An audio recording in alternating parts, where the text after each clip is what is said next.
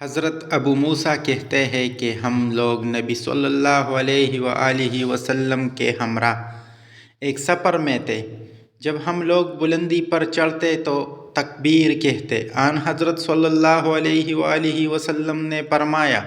کہ لوگو اپنے اوپر نرمی کرو، اس لیے کہ تم کسی بہرے اور غائب کو نہیں پکارتے بلکہ تم اس کو پکارتے ہو جو سننے والا ہے اور دیکھنے والا ہے۔ پھر میرے پاس تشریف لائے، میں اپنے دل میں لا حول ولا قوت الا باللہ کہہ رہا تھا